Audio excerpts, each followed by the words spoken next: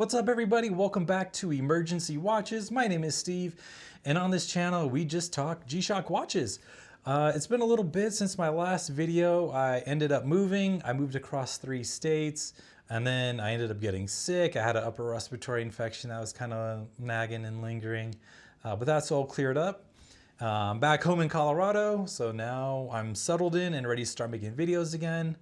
A little fun fact, while I was moving, we had to drive here. I finally got to make use of my little G-Shock bag here. It was a gift from Macy's. My wife bought me a watch there for our anniversary, and they kind of like gave her this bag as a, I think it was like a little thing, and when you buy the watch, you get the bag or whatever. Nothing special about it. It's just a regular travel bag that just has G-Shock branding on it, but thought I'd just show you guys, because why not? All right, so in the last video, we talked about a 12 or a 13-year-old watch and whether or not it was still worth having today in 2025. That watch was the GW9400 Rangeman, and the answer was, of course, absolutely. That watch is still worth having today. It is still a great watch, and I think it will continue to be a great watch for many, many years to come.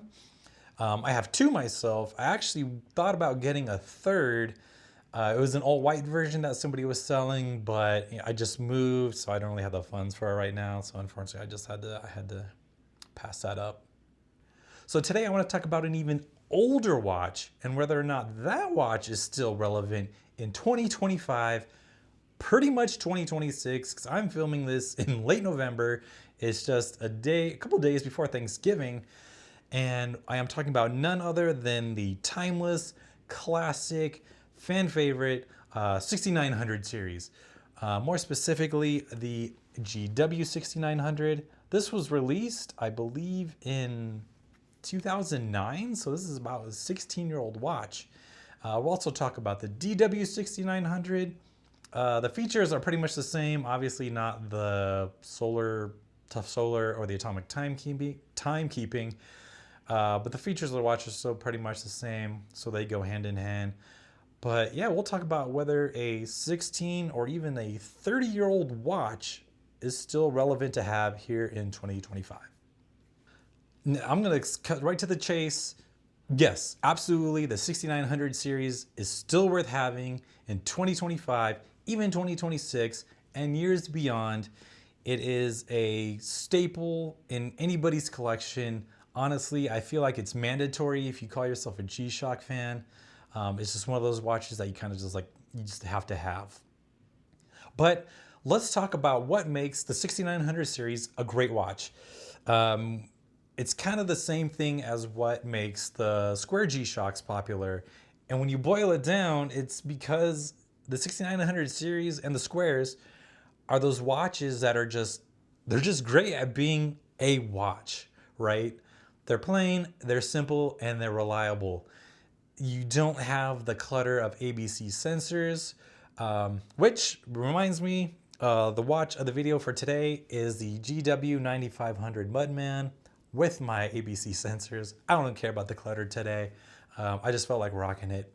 But back to the 6900 series, you don't have to worry about ABC sensors. You don't have to worry about tide graphs. You don't have to worry about moon phases. It's just, I mean, those tools are nice when you need them, but if you just need a watch for telling the time, that's when you want to slap one of these on your wrist. For those of you that don't know, maybe new to the channel, whatever, I work in EMS, and I've worked in EMS for the last 14 years, and this watch, literally this watch right here specifically, has been with me through pretty much my entire career.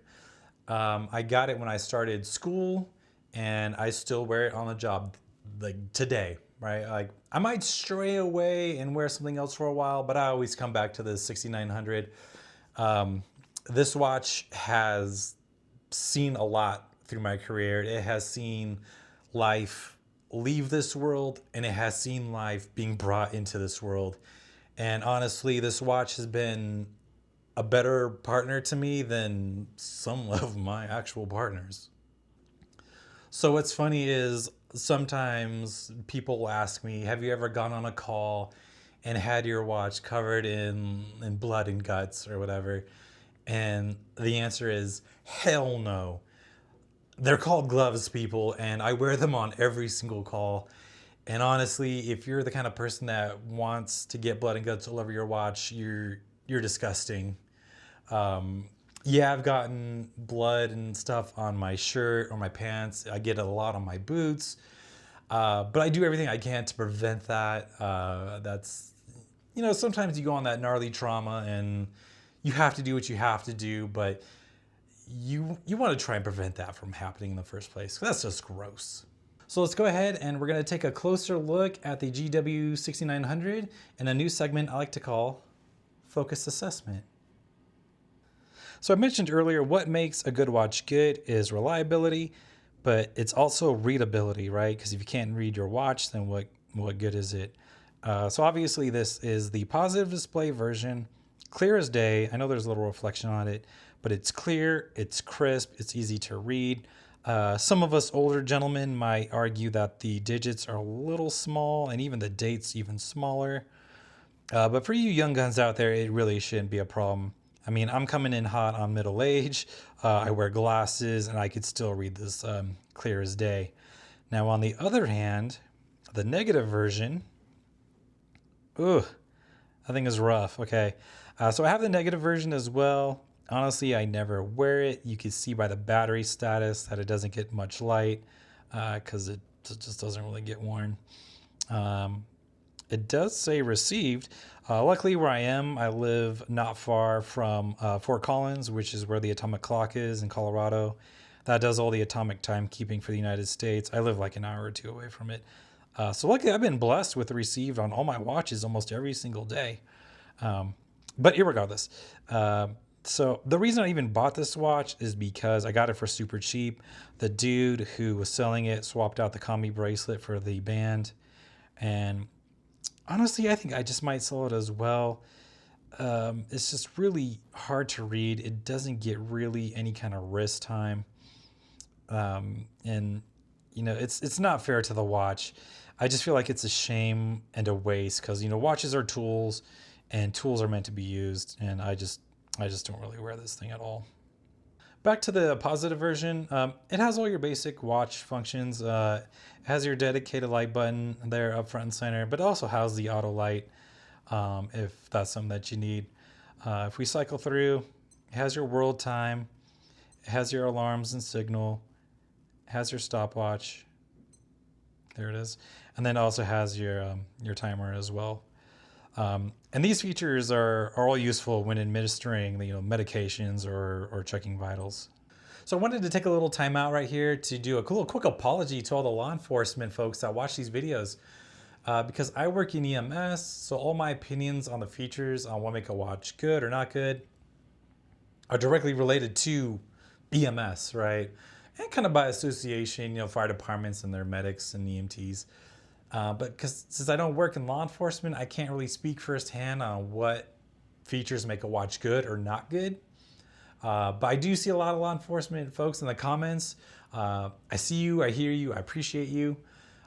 So by all means, if you work in law enforcement and you have opinions on what make a watch good or not good, go ahead and leave a comment. I super appreciate it, and who knows, it might help someone down the line who is considering a future in law enforcement for their career.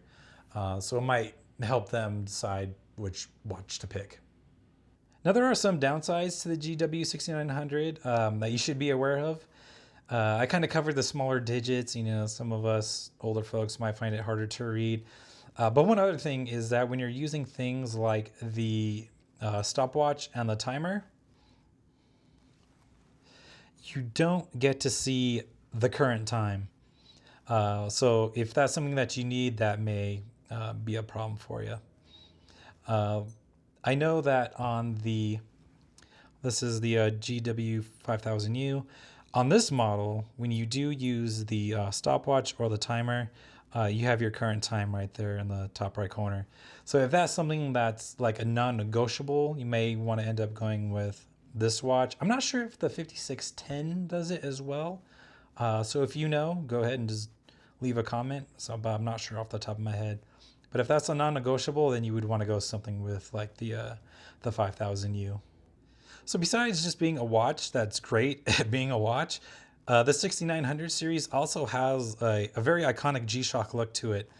If you were to show it to someone who isn't really into watches or watch brands, odds are they'll know simply from the design, you know, the three circles, the bottom cut circle shape of the face, and just the bulky case design of it, that this is a G-Shock. And I guess because it also says G-Shock in bold at the 12 o'clock position, that's also kind of a giveaway. I also noticed that when G-Shock does a collab with someone or like another brand, they usually pick the 6900 series, whether it's a DW, sometimes it's a GW, but it always seems to be the one they do the collab with. So I think G-Shock also knows that it's an iconic design and they know what they have with it, and that it's well loved and a fan favorite. I also wanted to quickly address one of the last videos where I was saying that the GW5000U might possibly be discontinued.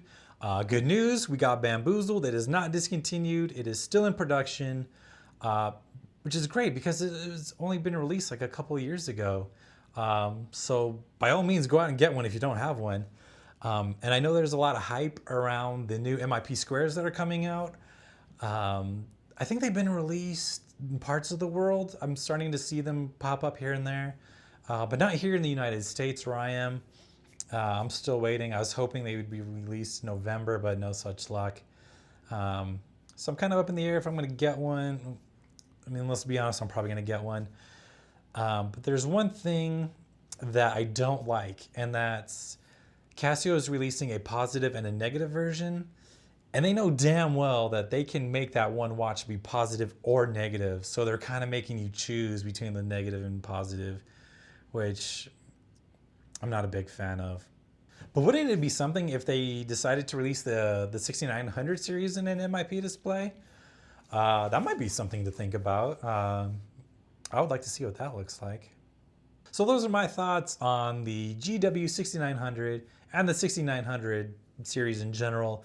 To sum it all up, it's a great watch. You can't go wrong with it. And honestly, it's kind of mandatory if you want to call yourself a G-Shock collector.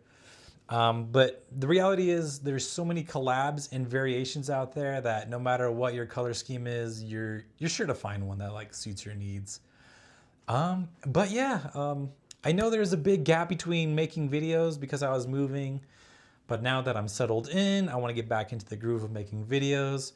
I was hoping getting back home to Colorado to make a video about low temp screens, but where I live in late November in Colorado, we have not had a single snowflake hit the ground yet, which is wild. But I'm sure that snowstorm is coming. Colorado weather is very unpredictable. So when it does hit, I'm gonna wander on out there with my watch and I'll get that video going. But in the meantime, I'll keep making videos for you guys, reviews and all that good stuff. But yeah, we'll go ahead and we'll wrap this video up. So thank you so much for watching, and go ahead and subscribe if you want to watch more videos like this. Again, there's more coming down the pipeline. And for those of you that have subscribed, thank you. We're almost at 200, which blows my mind. When I first started this channel, I told myself if I can make a video that just gets 100 views, then it wouldn't be for nothing. But dude, thank you guys so much for the support, the subs, the comments, the likes. It really does mean a lot to me. So again, thank you. So yeah, I'll see you guys in the next video. And until then, wear what makes you happy.